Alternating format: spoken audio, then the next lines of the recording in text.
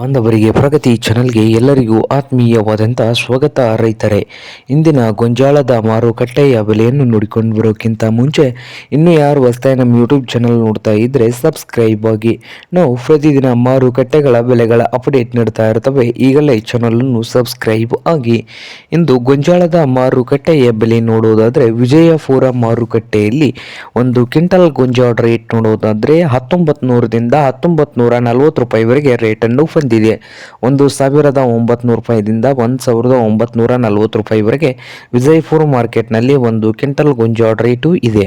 ಹಾಗೆ ಇನ್ನೊಂದು ಮಾರುಕಟ್ಟೆ ಬಾಗಲಕೋಟೆಯಲ್ಲಿ ನೋಡುವುದಾದರೆ 1780 ರೂಪಾಯಿದಿಂದ 1940, 1780ರಿಂದ 1940 ಬಾಗಲಕೋಟೆ ಮಾರ್ಕೆಟ್ನಲ್ಲಿ ಒಂದು ಕ್ವಿಂಟಲ್ ಗೊಂಜಾಳ ರೇಟು ಇದೆ.